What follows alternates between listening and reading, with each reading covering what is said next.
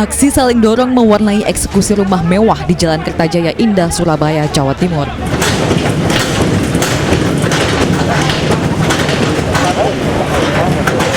Dengan alasan masih melakukan upaya hukum banding, Mariani Tanubrata, pemilik rumah, memilih bertahan dan menolak keluar kamar. Akhirnya petugas jurusita membuka paksa pintu kamar dan membawanya.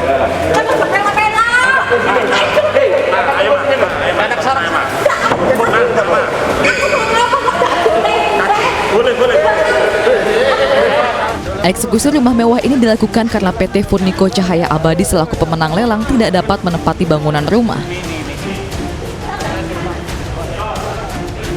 Lelang dilakukan setelah pemilik rumah gagal membayar pinjaman bank senilai 58 miliar rupiah. Kita selaku kuasa hukum dari Mariani Tanubrata tetap melakukan upaya perlawanan terkait eksekusi yang dilaksanakan oleh Pengadilan Negeri Surabaya. Tentunya hal-hal yang menjadi kita melawan untuk terkait eksekusi ini, yaitu terkait kita masih melakukan upaya hukum kasasi yang masih proses di tingkat Mahkamah Agung. Kita menunggu, makanya kita menginginkan dan berharap agar eksekusi ini ditunda. Perlu diketahui dalam perkara ini, Mariani Tanubrata sudah memailitkan diri dengan keadaan insolvensi, ketiadamampuan bayar. Dengan adanya memailitkan diri, sebetulnya perkara ini Mariani sudah tidak ada habis.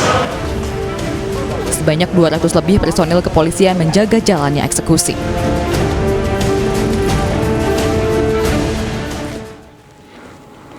Hak mendapat remisi bagi koruptor selama 1 dekade sulit diperoleh, tetapi Mahkamah Agung memutuskan semua warga binaan, termasuk koruptor, kini gampang dapat remisi.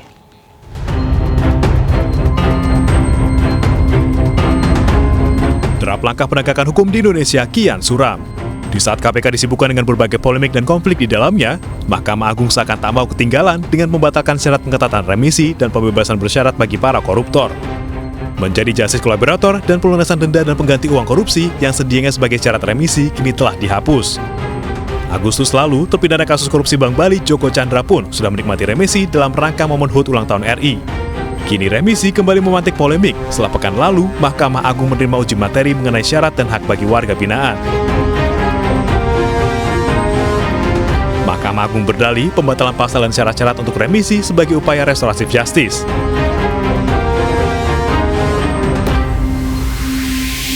Pertimbangan lain yang dijadikan pembelaan Mahkamah Agung adalah jumlah penghuni penjara yang dinilai sudah melebihi batas. Kontan, keputusan MA tersebut pun menuai kecaman dari berbagai pegiat anti korupsi. Label korupsi sebagai kejahatan luar biasa pun mulai disangsikan sebagian kalangan. Lantas mau dibawa kemana wajah penegakan hukum kita? Bagaimana melihat pelonggaran remisi bagi koruptor itu dari rasa keadilan dan masa depan pemberantasan korupsi di Indonesia? Kita bergabung dengan Wakil Menteri Hukum dan HAM 2011-2014, Denny Indrayana. Selamat malam, Bung Denny. Selamat malam, Bung Latif. Apa kabar? Kabar baik.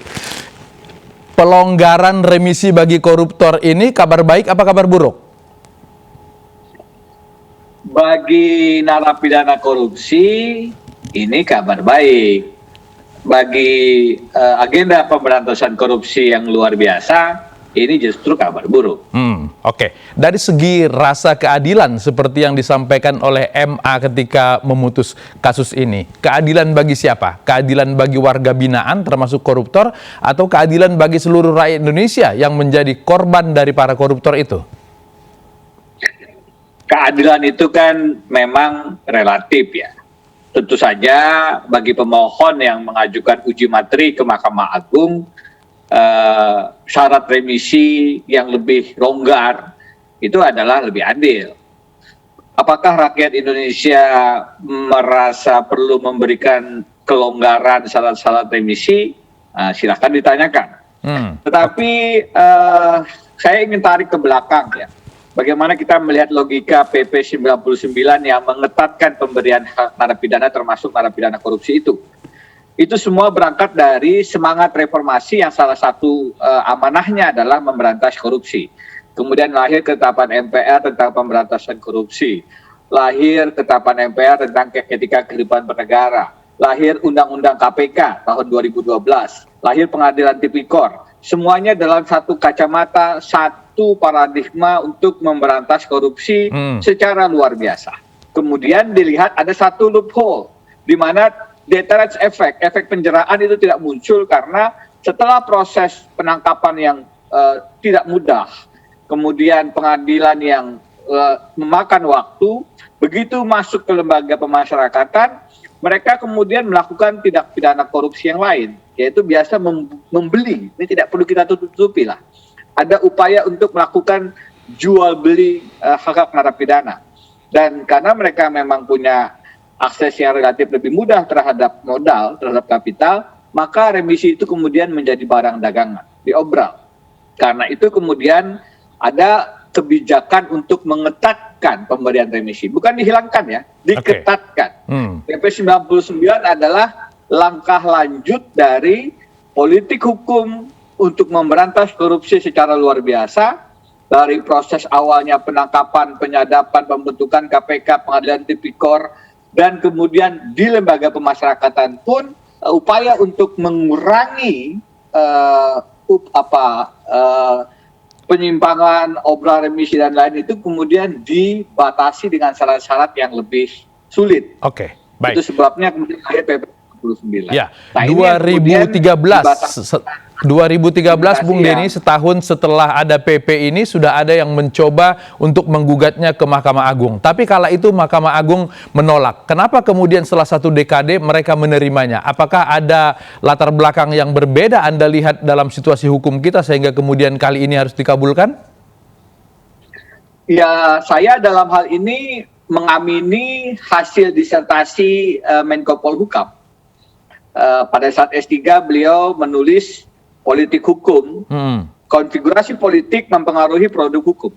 Konfigurasi politik yang demokratis menghadirkan hukum yang otonom, hukum yang juga demokratis. Konfigurasi politik yang otoritarian menghadirkan hukum yang represif dan koruptif. Nah, 2012, 2013 pada saat ini kemudian keluar dalam bentuk putusan Mahkamah Agung, saat itu ada almarhum Altijo Alkostar, Al-Fatihah pada beliau, itu permohonan ini ditolak. Sebagaimana juga pada masa kami sebagai Wakil Menteri Hukum dan HAM, upaya untuk merevisi Undang-Undang KPK bisa kita batalkan, bisa kita tahan. Sekarang, satu demi satu itu kemudian dilumpuhkan. KPK menjadi lembaga yang sudah dikerdilkan melalui perubahan Undang-Undang KPK yang dulu tidak bisa dilakukan. Kemudian Mahkamah Agung pun sebelumnya menolak uji materi PP 99 dan sekarang mengabulkan. Artinya kalau dari sisi hasil kesimpulan disertasi Pak Mahfud, apakah berarti produk hukum kita sudah mulai represif lagi, sudah mulai koruptif lagi, yang itu ditandai dengan konfigurasi politik yang otoritarian. Apakah betul demikian? Ini yang kemudian harus sama-sama kita renungkan. Berarti sekarang kita setback lagi, kita mundur lagi ke masa-masa di mana konfigurasi politik kita yang tidak mendukung upaya-upaya pemberantasan korupsi yang luar biasa. Oke, kalau bicara tentang politik hukum, apakah ini berarti kemudian rejim yang sekarang secara terstruktur tidak pro kepada pemberantasan korupsi? Saya masih punya catatan-catatan baik ya. Presiden Jokowi misalnya di tahun 2018 kemarin menerbitkan peraturan presiden tentang beneficial ownership, penerimaan manfaat. Itu sangat penting karena dari situ kemudian banyak korporasi, banyak entitas yang mencoba untuk melindungi upaya-upaya mereka dalam mengeruk keuntungan itu berlindung dibalik nama-nama samaran gitu. Dan ini menunjukkan bahwa ada upaya yang serius untuk membuka transparansi. Meskipun di sisi lain saya mengkritisi juga. Ketika Presiden Jokowi akhir bulan lalu datang ke Kalimantan Selatan, daerah saya, meresmikan satu proyek yang dimiliki oleh satu grup perusahaan, yang grup perusahaan itu dan pemiliknya juga sedang diproses di KPK. Staf khusus KPK mengatakan ini karena beda entitas. Dari sisi beneficial ownership, entitas itu dimiliki oleh orang yang sama. Jadi memang ada sinyal yang tidak clear ini dari pemerintah, dari presiden. Apakah serius memberantas korupsi, tetapi kemudian di sisi lain kepada kelompok yang membantu dalam Pilpres misalnya lebih mempunyai dukungan-dukungan yang kelihatannya tidak clear pesannya kepada publik. Baik, setelah kemudian aturan pengetatan ini dicabut oleh MA, berarti pemberian remisi diserahkan sepenuhnya kepada hak Ditjen Lapas. Anda akan percaya bahwa Ditjen Lapas tetap memilih siapa yang diberikan remisi dan siapa yang tidak? Dalam putusan Mahkamah Agung dan juga beberapa waktu yang lalu putusan Mahkamah Konstitusi dikatakan bahwa ini adalah hak dari lembaga pemasyarakatan. Satu sisi itu benar, sisi lain kalau diberikan demikian saja biasanya kemudian tanpa kontrol timbul penyimpangan. Jadi kalau dimonopoli betul satu kewenangan itu tanpa ada checks and balances, ada kontrol dari instansi lain, maka kemungkinan terjadi praktek-praktek yang koruptif itu lebih besar. Ketika kemudian syarat untuk seorang napi korupsi mendapatkan remisi atau tidak itu perlu rekomendasi dari KPK, maka dikontrol. Jangan sampai hanya dimonopoli oleh Kementerian Hukum dan HAM. Karena itu sebenarnya argumentasi dalil-dalil yang dimunculkan dalam pertimbangan Mahkamah Agung itu semua bisa dipatahkan. Ini diskriminatif, harusnya semua sama. Tidak diskriminatif. Diskriminatif itu kalau terkait suku, agama, ras, antar golongan. Ini tidak terkait itu. Ada yang mengatakan ini melanggar HAM. Loh, undang-undang mengatakan itu hak narapidana, bukan hak manusia. Beda antara hak manusia, human right, dengan hak narapidana. Beda sekali. Jadi jangan kita kemudian mudah diombang-ambingkan dengan argumen yang sebenarnya manipulatif. Nah ini sayangnya karena berbeda pola pendekatannya, maka sekarang Mahkamah Agung justru mengabulkan PP yang kita dedikasikan untuk memberantas korupsi secara lebih luar biasa. Baik. Bung Denny Indrayana, terima kasih sudah berbagi di iNews Prime. Selamat malam. Ya, itu tadi Wakil Menteri Hukum dan HAM 2011-2014 Denny Indrayana. Selanjutnya kita akan melihat bagaimana penerapan pemberian remisi pasca putusan MA. Kita akan berbincang dengan Kepala Humas Ditjenpas Rika Aprianti. Selamat malam Mbak Rika. Masih mute kayaknya, belum kedengaran suaranya. Ya, selamat malam, Mas. Ya, oke. Nah, ini sudah diputus oleh MA. Sudah terima putusannya? Sementara ini belum. Ya, kami sampai saat ini masih menjadikan PP 99 menjadi dasar hukum dalam memberikan hak bersyarat yaitu hak remisi kepada narapidana tindak pidana korupsi. Sampai saat ini. Ya. Sebelum PP ini dicabut, sebetulnya pemberian remisi itu alurnya seperti apa? Iya, remisi. Nah, kami sampaikan lagi bahwa remisi ini kan dilindungi oleh undang-undang ya, Undang-Undang Nomor 12 Tahun 1995 Pasal 14 huruf I tentang pemberian remisi kepada seluruh narapidana. Sekali lagi bahwa remisi ini adalah hak bersyarat. Artinya harus ada syarat-syarat tertentu agar narapidana ini mendapat remisi. Tidak semua. Artinya yang memenuhi persyaratan. Yang paling utama adalah berkelakuan baik tentunya. Ini bagian dari proses pembinaan kita. Perlu kami ingatkan kembali bahwa tujuan pemidanaan ini adalah reintegrasi sosial. Itu artinya dengan konsep pemasyarakatan adalah kami mempersiapkan narapidana yang sudah diputus oleh pengadilan beberapa tahun. Artinya kami sampaikan bahwa penghukuman itu sudah dilakukan oleh pengadilan ya. Berapa tahun pun yang diputuskan atau apapun yang diputuskan oleh pengadilan itu adalah menjadi perintah, menjadi amanah buat kami untuk dilaksanakan. Nah, yang kami lakukan adalah bukan penghukuman kembali di lapas ya, karena kita memang adalah pembinaan, mempersiapkan yang bersangkutan untuk kembali ke masyarakat agar tidak mengulangi lagi tindak pidananya, dan yang paling utama adalah menyadari. Nah, ada dalam proses pembinaan itu adalah adanya remisi. Remisi adalah bagian dari reward. Nah, kenapa kami bilang hak bersyarat? Untuk mendapatkan remisi yang bersangkutan harus berkelakuan baik, ya, tidak tersangkut dalam pelanggaran atau masuk register F. Khusus kepada tindak pidana korupsi berdasarkan PP 99 memang seperti kita ketahui adanya syarat tambahan, ya.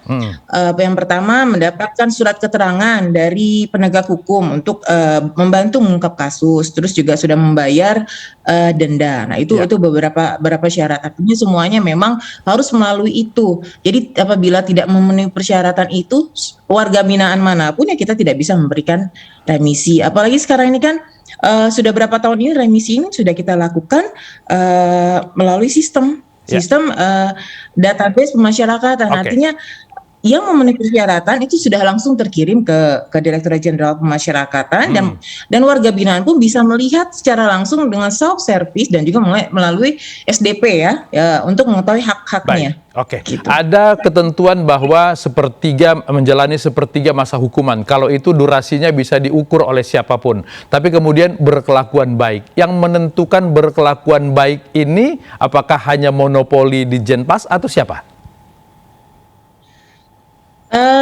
Di sini kan ada UPT pemasyarakatan, ada lapas, rutan, dan balai pemasyarakatan, ya, yang menilai mulai dari yang bersangkutan masuk sampai nanti melalui tahap-tahap pembinaan, ya. Tahap pertama dari Mapenaling dan lain-lain. Kita ada program pembinaan kemandirian, kepribadian. Yang bersangkutan wajib aktif mengikuti kegiatan tersebut. Dan yang selanjutnya adalah memang tidak boleh ada apa namanya, di sana sudah ada namanya wali pemasyarakatan, ada petugas pembinaan, petugas pengamanan pun berperan dalam menilai perilaku dari warga binaan kami. Kita ada namanya sistem penilaian pembinaan narapidana. Di situ skornya jelas seperti apa, ya. Jadi semuanya insya Allah itu memang sudah memang transparan bahwa yang bersangkutan memang berhak. Ada transparansi berarti, ya. Banyak yang khawatir kemudian ketika PP ini dilonggarkan maka banyak koruptor yang akan mendapatkan remisi. Bagaimana karena ini menjadi wewenangnya di Jenpas, bagaimana kemudian di Jenpas menjaga keadilan publik terkait pemberian remisi nantinya? Ya, tadi seperti disampaikan Prof. Denny kan memang untuk adil itu kan memang akan sangat sulit, tapi kami berusaha menjalankan sesuai dengan koridor. Artinya ada SOP yang harus kami jalankan, ya kan? Ada SOP yang harus dijalankan, semuanya sudah berdasarkan aturan. Kalau menyampaikan tentang proses pemasyarakatan itu ada 3 pilar yang dibutuhkan. Yang pertama warga binaan sendiri, kedua petugas, yang ketiga masyarakat. Nah, di sini ada kontrol masyarakat. Apabila ada penyimpangan, kami sangat terbuka kok. Kami sangat terbuka untuk menerima adanya aduan, adanya komplain, adanya ketidaksesuaian. Artinya tetap bisa diukur oleh masyarakat terhadap pemberian remisi itu. Baik. Rika Aprianti, Humas di Jenpas. Terima kasih sudah berbagi di Ainus Prime. Selamat malam. Kekerasan bersenjata menghantui Aceh, mulai dari penembakan pos polisi, anggota TNI, hingga perampokan toko. Kami kembali saat lagi.